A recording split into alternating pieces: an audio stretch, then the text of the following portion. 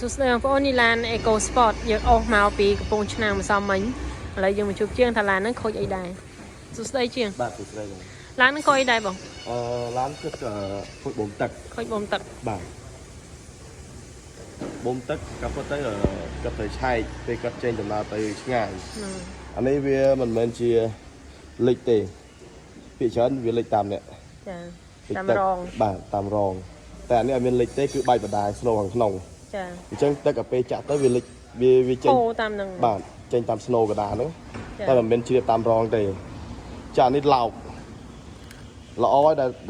វាអត់គាំងតែវាគាំងវាអាចពាក់ព័ន្ធផ្សេងច្រើនទៀតហ្នឹងហើយអានេះដបងធ្វើទុកអត់បងធ្វើទុកវាលន់ញីកដូចខ្សែពៀនអញ្ចឹងតែ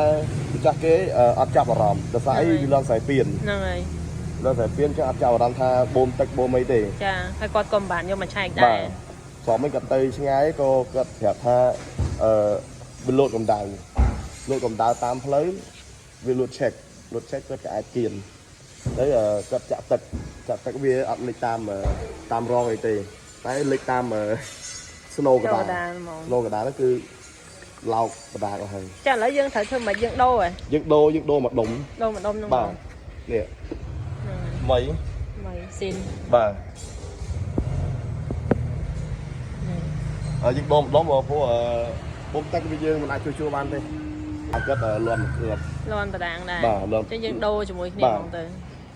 ចាអរគុណចឹងផ្ដាំដល់បងប្អូនបឡានមានបញ្ហាអីឮសំឡេងឮអីហើយយកមកឆែកអីចឹងណាព្រោះអីតែណាយើងទៅផ្លូវឆ្ងាយគេពិបាកអស់តែអស់ចឹងវាអស់លុយកាន់តែច្រើនទៀតហើយបើថាឮសំឡេងអីប្លែកយើងចូលជាងឲ្យគាត់ឆែកមើលតិចទៅចាអរគុណ